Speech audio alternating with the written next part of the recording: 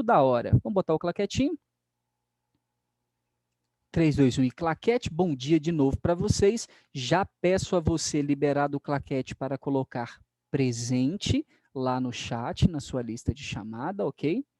Coloque presente lá para a gente, por favor. E vamos iniciar. Show? Nós vamos fazer um exemplo de um exercício que apareceu no PISME. Alguém tem ideia do que seja o PISME?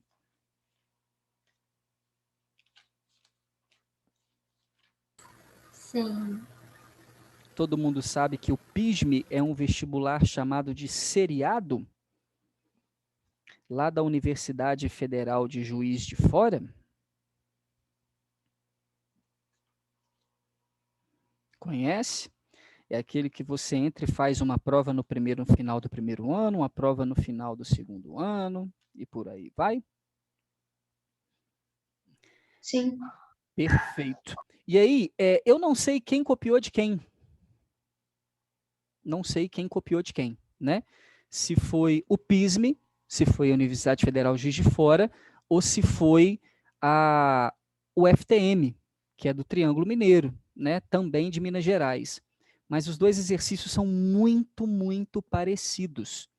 Né? Então, como do PISME é muito parecido, só muda a questão de horário, e na apostila tem a da UFTM, do Triângulo Mineiro, a gente vai resolver ela, né? Ao invés de resolver a do PISME, eu ter que copiar tudo aqui para você, porque são questões idênticas, tá bom? Grava isso na ideia, são questões idênticas. Nós estamos na página, pega a maravilhosa lá, 109, show? Eis a maravilhosa aqui, na página 109.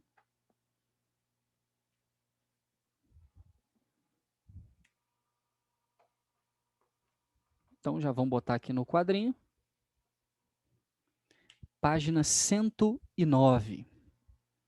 Perfeito, perfeito. Muito bom, muito bom.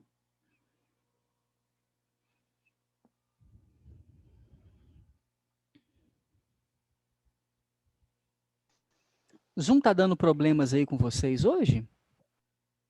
Tô vendo volta e meia a galera saindo, voltando. Não.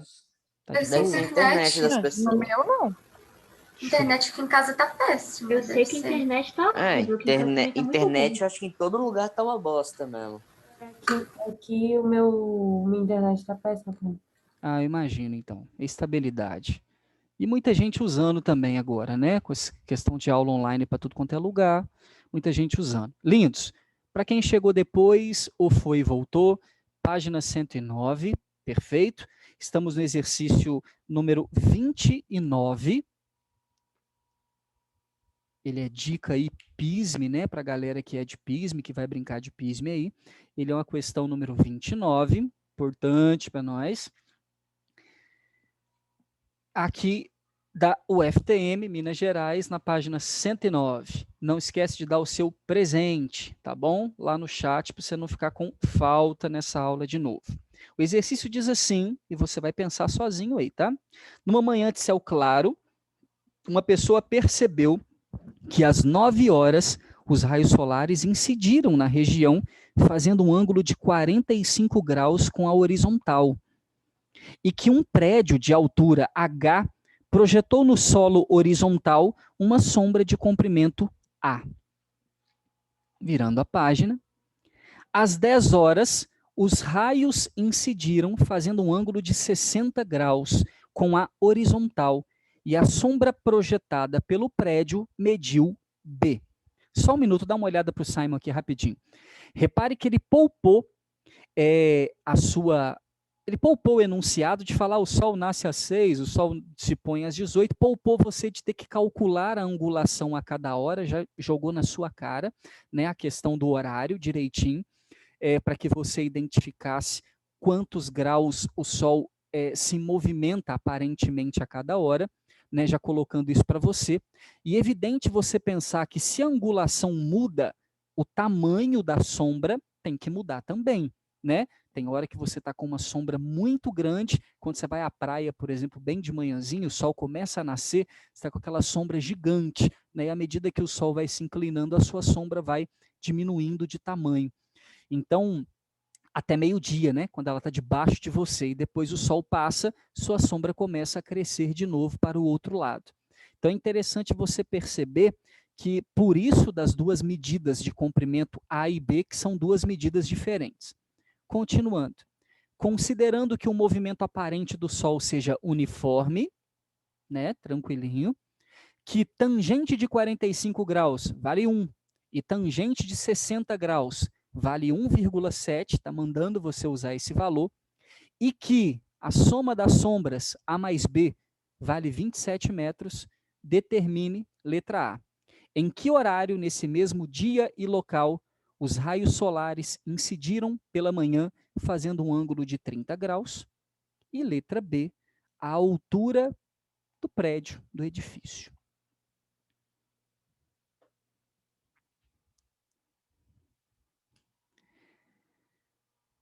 A letra B eu vou deixar você pensar, por um motivo de que a letra A ela é muito rápida, não é? Show, já vi a galera concordando comigo, porque se às 9, 45 graus e às 10, 60 graus, já deu para reparar que à medida que uma hora passa, ele se movimenta 15 graus.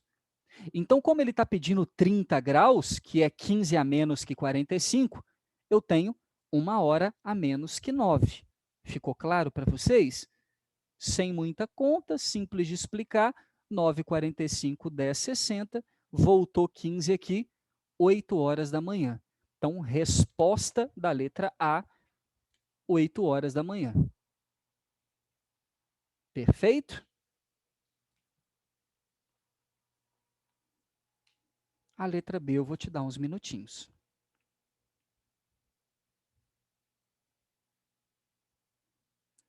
A galera que tem uma mente matemática aí de plantão já tem uma ideia do que fazer.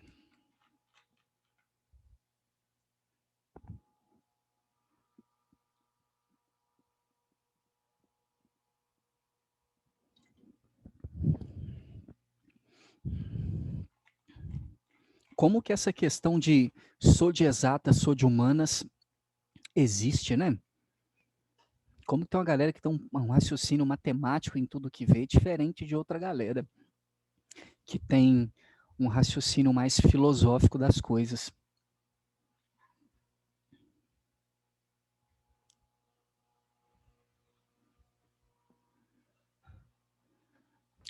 Porém, dica do Simon para você, não se apoie nisso, né? Ah, eu tenho um pensamento matemático pior do que o meu pensamento filosófico, né? Meu pensamento em humanas, ou até mesmo para a área de saúde, esse tipo de coisa, né? Que diria que o que não é de exatas é o resto, né? É todo o restante. Tente sempre procurar equilibrar isso. São as melhores cabeças, quando a gente consegue equilibrar as duas coisas. Nem o cara exato demais, né? E nem humanas demais. Sempre equilibrar. Você consegue ter uma cabeça super privilegiada.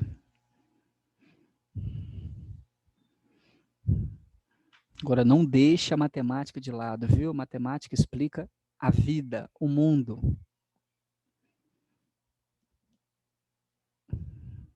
Duca deixa a matemática de lado. Duca.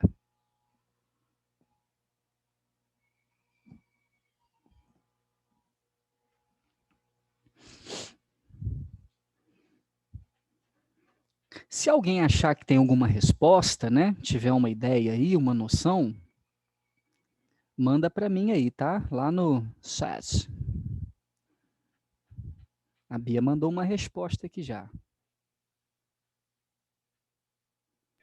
Ô, Simon, eu até tô fazendo os rascunhos aqui, tentando, mas tá indo não. Bia, achou tranquilo? De boa, né?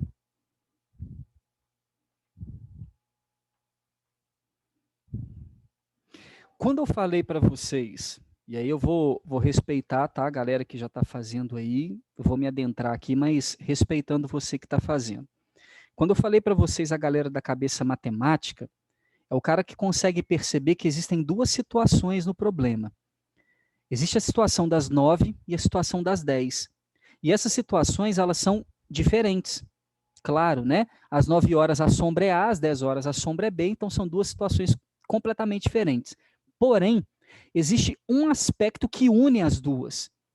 E quando eu preciso, né, trabalhar com essas variáveis, pensa comigo, em todas as equações, das 9 da manhã e das 10 da manhã, eu tenho duas incógnitas.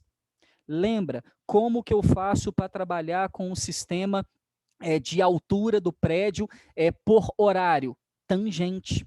Né? Foi o que nós chegamos no raciocínio da aula passada. Então, se você pegar comigo, às 9 da manhã eu tenho tangente de 45, altura sobre sombra. Não foi o que a gente aprendeu? Então, altura sobre sombra. E às 10 da manhã, tangente de 60, altura sobre sombra. Só que as sombras são diferentes, A e B. Então, se você reparar aqui no nosso problema, em todas as duas equações nós temos duas incógnitas. Então, a gente precisa achar um jeito de amarrar e juntar as duas. E aí um pensamento matemático consegue captar isso lá nos dados do exercício, no sentido A mais B igual a 27 metros. Não é verdade? É a única forma que eu tenho de amarrar isso. Perceba. Portanto, tangente de 45 é 1. Se eu multiplicar cruzado, A vezes 1 igual a H, A é H. Pronto. Tangente de 60 é 1,7. Perfeito? Se eu jogar o B aqui para cima, eu tenho 1,7B igual a H. Ou, se você quiser fazer diferente, BH sobre 1,7. E agora o senhor tem o A e o B em função do H, que é o que o exercício está te pedindo, mais uma expressão de A e B. Aí você consegue substituir. Como, Simon? Aqui, quem é A? H. É um jeito de fazer, tá? Tem outro. Quem é B? H por 1,7. Igual a 27 metros. Você acabou de criar uma função de H. E agora só tem H para resolver. Bia, foi esse o caminho que você escolheu ou jogou ali diferente de mim? Eu fiz até o A igual a H e B igual a H sobre 1,7. Mas eu igualei a H. E aí eu descobri A e B. Coloquei na fórmula e descobri H.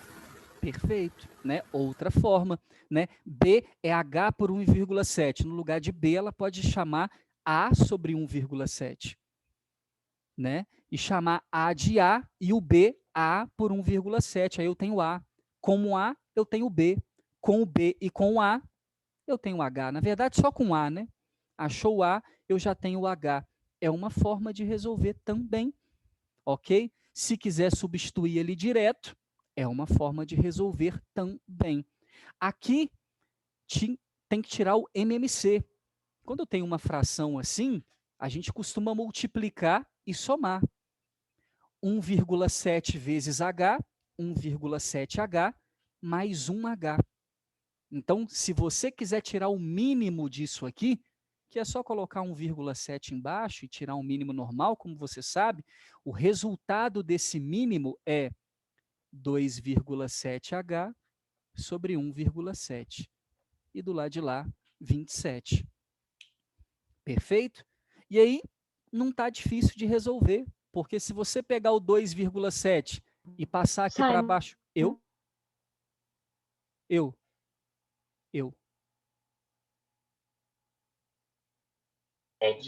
Do H. Repete, Maria, cortou seu áudio. Esse 2,7H sobre 1,7, como que chegou nele? Ah, aqui, ó. Posso tirar um mínimo, né? Qual que é o mínimo entre 1,7 e 1? 1,7. Dividido por 1, 1,7 vezes H, 1,7H. 1,7 dividido por 1,7, 1 vezes H, 1H. Então, 1,7H mais 1H, 2,7H. Entendeu? Mas, gente, é muito 0,7H, hein? Show? É muita Agora coisa entendi. 0,7H. Top. Então, esse mínimo é que a gente consegue tirar mais rápido, tá, moçada? É igual isso aqui, ó. Eu não sei se vocês aprenderam isso aqui. É só multiplicar, só quando eu tenho isso, tá? 1 e alguma coisa. Multiplica e soma em cima. 2 vezes x, 2x. Mais 1x, 3x sobre 2. Aí repete embaixo. Embaixo eu repito. Você faz esse mínimo aqui, essa virada, com qualquer coisa que seja 1 e alguma coisa. Repete alguma coisa embaixo e aí multiplica. Isso vezes isso, mais aquilo. Perfeito. Coisas que se repetem, né? Nesse formato aqui, a gente consegue fazer mínimo mais rápido dessa forma. Vocês vão ficar ligados nisso aí. Então, o que nós temos aqui? 2,7H sobre 1,7 igual a 27. Para finalizar, é o que eu disse. Pega esse 2,7 que está multiplicando o H e joga lá para baixo dividindo. 27 dividido por 2,7 dá 10. A gente pode até cortar. Tem aluno que faz isso aqui, né? Divide os dois lados por 2,7. Ficou 10. E esse cara sumiu, passou para lá dividindo. Em cima sobrou H. Esse 1,7 que está dividindo passa para lá multiplicando. 1,7 vezes 10, que dá 17 metros. Num caminho diferente, por exemplo, do caminho que a Beatriz fez. Tá? E aí fica a cargo de vocês. Pode-se sim, no lugar do B, jogar A sobre 1,7, aí vai ficar A mais A sobre 1,7, e você encontra o valor de A, que é H, né? Que vai acabar ficando da mesma forma, né? A mais A sobre 1,7 igual a 27 é o jeito de você resolver. Aí a matemática daí para frente é com vocês, perfeito? E aí a gente tem aí um jeito de trabalhar com a questão. Muito difícil?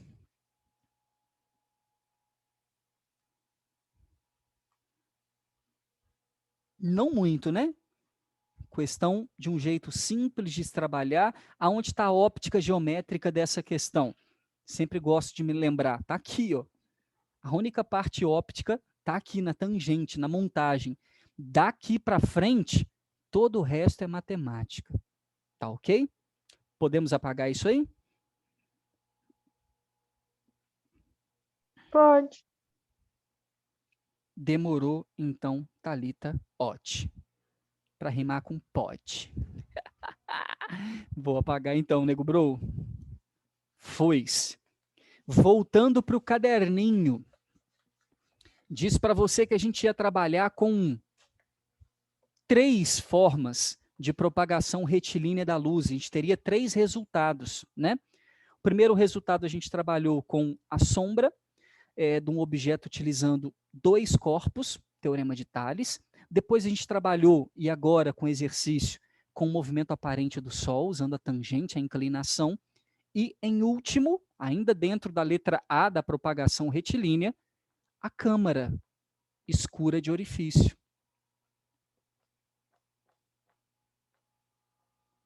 Algo que dá para você fazer em casa, tá?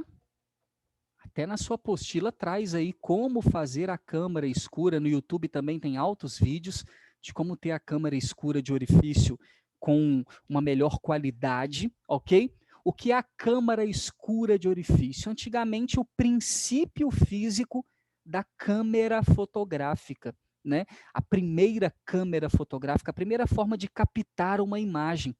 A ideia da câmara escura de orifício era uma câmara, uma caixa, toda pintada de preto por dentro, onde numa face eu teria um furo, um buraco, perfeito para quê? Para a entrada de luz, e no fundo, então, na frente, um buraco, e no fundo dela, um filme, alguma coisa para captar a imagem.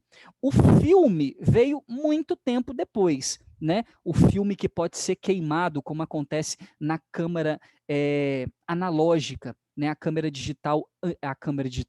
fotográfica antiga, não sei se você lembra, né? Toda vez que você apertava para bater a foto, para tirar a foto, para tirar o retrato, como a gente chamava, o obturador da câmera, a câmera ficava sempre fechada. Na hora que eu apertava o botãozinho, ele abria e fechava. Para que ele abria e fechava? Para captar a luz do lugar onde você estava apontando a sua câmera.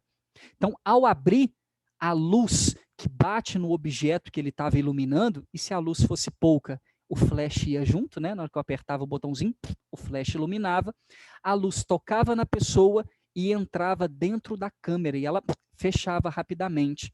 Por quê? Porque luz excessiva queimava o filme, né? E aí a imagem daquela pessoa ia para o fundo da câmera fotográfica, onde tinha o filme fotográfico. E na hora que a luz bate ali, ele queima o filme, queimando no filme a imagem que se queria tratar. Depois a gente pegava aquele filme, revelava a foto, né, com um processo químico e tinha a fotografia aí em tamanhos diferenciados, em tamanhos diferentes. Então, é assim que funciona a câmera fotográfica. Só que a câmara escura começou apenas com um buraco para entrada de luz e, no fundo, um papel vegetal. Você consegue fazer isso em casa, né? O papel de seda, por exemplo. E aí, quando você apontar, usar a câmera assim é assustador. E quando você apontar, não sei, não sei nem se vocês lembram, né, que a câmera fotográfica antiga, que era gigantona, né, uma das primeiras que tinham, o cara enfiava atrás de uma tela preta atrás. Ele ficava atrás de uma tela preta, que ela tinha que ficar muito escura mesmo. Depois a câmera ficou com o mecanismo todo fechado, bonitinho, né? Simon, Cabe na mão. Fala para mim. a única foto que eu já vi dessa câmera grandona, comprida, é uma foto que eles estão usando para zoar, porque está escrito assim na legenda dela. A fotografia da primeira câmera fotográfica do mundo. Aí o pessoal ficou tipo, mas quem tirou a foto da primeira câmera? Aí eu só sei do jeito dela por causa disso. Uhum. A galera sempre zoa isso. E tinha o flash, né? Que era uma bombinha, né? Era um estouro. Tinha que fazer uma reação química, né? Usando fósforo e outros elementos, e aquilo ali estourava, gerando luz. Tirar foto não era muito seguro. Ficar perto não era interessante, não. E aí a gente tinha um espelho côncavo, né, que ia focar essa luz na pessoa depois dessa explosãozinha, né, e as pessoas conseguiam captar essa imagem. Então era um negócio muito doido, né. Hoje totalmente diferente, porque a gente transformou, né, através do filme fotossintético, né, fotossensível, a gente transformou luz em dados, em pixel. E aí você consegue trabalhar com esse pixel, ampliar, não ampliar, que é o que você faz na tela do celular o tempo todo com as imagens, né? Coisa que antigamente a gente não conseguia fazer. Pegava uma foto, por exemplo, ela tinha uma resolução, e essa resolução era única. O que significa isso? Se a foto era desse tamanho, à medida que eu ia ampliando a foto, revelando ela maior, ela ia perdendo em resolução. Coisa que acontece ainda hoje com o digital. Você sabe disso, né? Não dá para ampliar a foto infinitamente, mas a resolução é monstra hoje, coisa que a gente não tinha naquela época. E aí, com essa câmera que a gente consegue fazer, demorou, Maria. E aí, se você, com essa câmera caseira, né, você consegue fazer em casa com a caixa de sapato, toda fechadinha, né, bonitinha, fecha, primeiro pinta ela toda de preto por dentro, é interessante, fica toda escurinha, né, na frente você faz um furo, e na parte de trás, você pode colocar um quadradinho, abrir um quadradinho dela e colar esse papel de seda, né, esse papel vegetal ou papel de seda, utilizado em pipa, mas você pega aquele clarinho, aquele transparente, e aí pega um lugar muito iluminado, a gente fez isso aí no colégio, da escola mesmo, precisou nem subir na quadra, das janelas aí do colégio, a gente apontava para o centro médico, apontava para uns lugares distantes, e a gente conseguia ver, né, no papel de seda, atrás, a imagem direitinho dos locais que a gente estava mirando a câmera. Então você vai pegar e mirar aquele Mas ela buraquinho. Pode falar? fica tipo, na hora que você aponta, fica um contornozinho? Na hora que você aponta, você já vai vendo a imagem todinha no papel laminado, inclusive colorida no papel laminado, no papel de seda, inclusive coloridinho. Colorida, que doido. Você consegue ver um coloridinho. É claro que o papel de seda, ele não é o mais indicado. Seria um papel filme, né? Um negócio mais profissional. Então você vai vendo o papel de seda, né? Você vê o contorno, vê o coloridinho, bonitinho, principalmente se estiver muito iluminado o outro lado, estiver bem colorido, aí você consegue observar. Dá para ver, por exemplo, o céu, né? Quando você pega um prédio e um pedaço do céu, você vê a diferença do que é prédio azulzinho do céu, dá para ver legal. Só que o papel de seda não é algo que vai marcar ali, né? Talvez se você deixasse ali muito tempo mesmo, dias, paradinha mirando para um lugar, talvez, mas ainda assim é difícil, porque chega à noite, escurece tudo. Então o papel de seda ele não vai marcar e fazer virar um filme, mas ele explica o princípio da câmara escura de orifício, que funciona da seguinte forma. Sim, na página 93 tem um experimento. Muito simples, ok? O que você precisa identificar da física aqui por trás. Muito simples mesmo. E até entender o processo da câmara escura antiga, né? Da câmara escura antiga. Eu que tive a oportunidade de tirar foto com as duas, né? Você, eu acho que não é da sua época, essa brincadeira, mas eu acho muito sinistro, né? Como que a tecnologia aumentou. Porque, por exemplo, essa câmera aqui, a câmera analógica, a câmera antiga, tirasse uma selfie, velho, era botar a câmera aqui na cara, né? E ainda assim não tinha um visor para você ver a selfie. Você só apontava a câmera para você e metia o dedão. Além de você ficar incrivelmente branco, porque o flash batia na sua cara e retornava para ela, muita luz próxima, né? Você ficar incrivelmente branco, você ficava com o rosto gigantesco. Agora, se você botasse uma galera, né, a sala de vocês, a 2 metros de distância da câmera, junta todo mundo aí, 2 metros, e tira a foto, ficava todo mundo muito pequeno. Então, um negócio assim, meu Deus. Simon. Eu? Eu vou abrir a câmera, porque eu tô com uma aqui, dá pra ver que não... Peraí, primo. Eu ia ligar minha câmera, mas eu não tô conseguindo. Vou te mandar a foto depois. Demorou. Caso você queira mostrar depois. Demorou. Manda sim. E aí, qual que era o objetivo? A luz que parte desse objeto entra dentro da câmera. Só que como a luz se move em linha reta, nós teríamos isso aqui, ó. Simples, simples, simples, né? Simples. O famoso cruzamento de raios. Olha lá, princesa. Da cabecinha do objeto, tremi na hora H ali. Parte um raio retilíneo. Pronto. Perfeito? E do pezinho desse objeto, depois eu conserto aquilo ali. Do pezinho do objeto,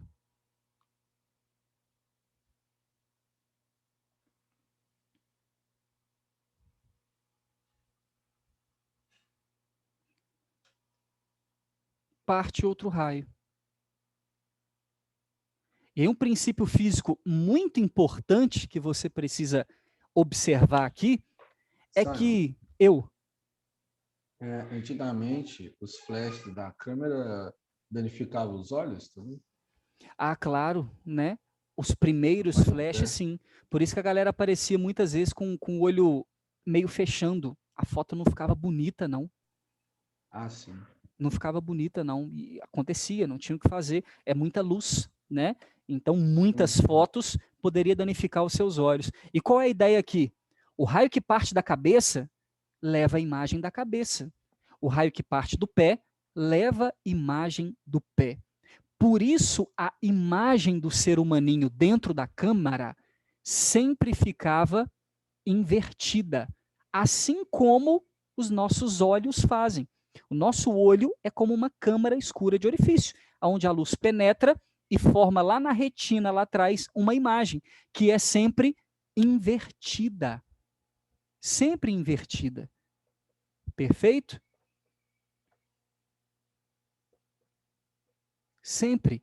Então, 2 coisas que eu preciso sacar da câmara. Primeira coisa, o cruzamento de raios em seu orifício, gera no fundo dela uma imagem invertida.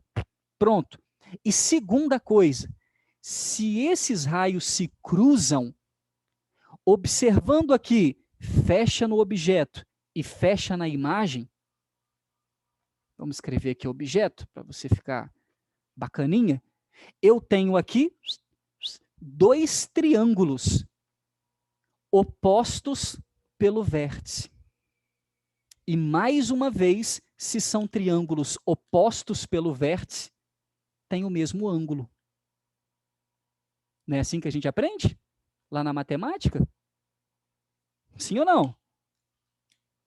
Se aqui é θ, aqui é θ também. E aí, ângulos iguais, lados proporcionais.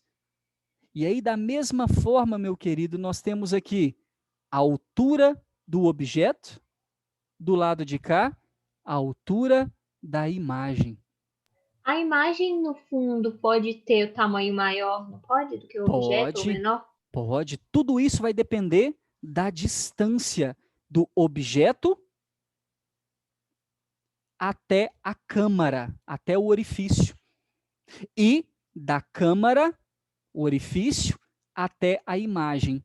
Quanto mais distante é, menor menor ou é fica. maior? Menor, tá? Vai afastando, menorzinho fica. É só você perceber que se você diminuir aqui, esse ângulo vai diminuir.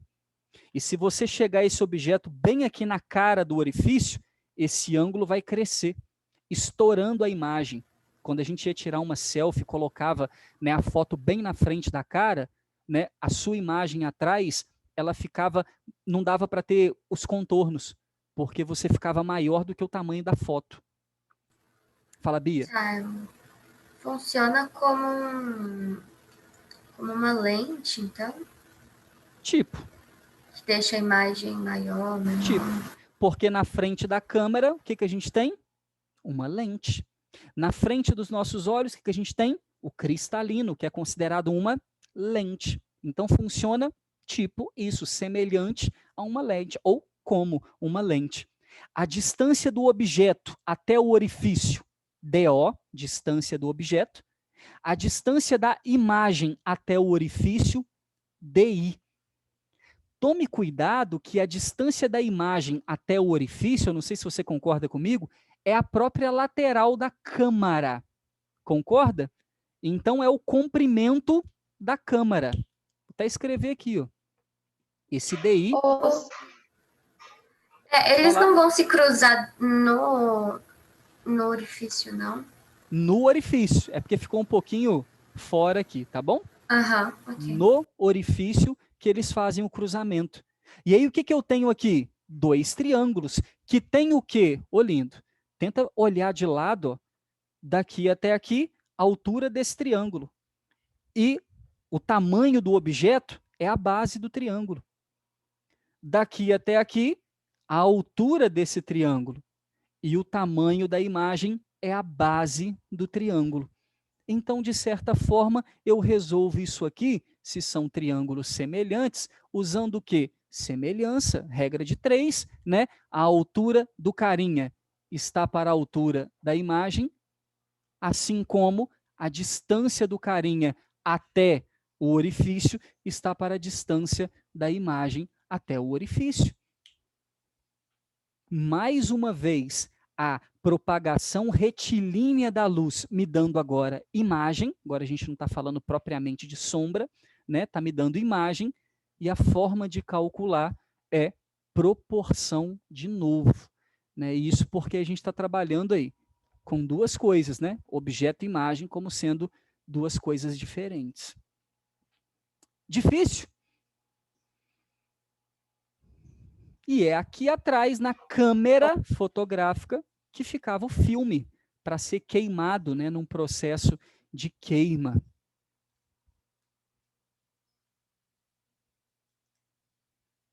Uma palavra muito utilizada, né? Quando a gente vai gravar um CD, queimar o CD, era assim. Não sei se vocês já gravaram um CD usando Nero, né, um processo de queima. Ele falava lá, pode queimar? Pode gravar, né? Então, a mesma coisa, a fotografia era queimada. Engraçado que quando a fotografia não vingava, né, a gente falava, ih, queimou o filme.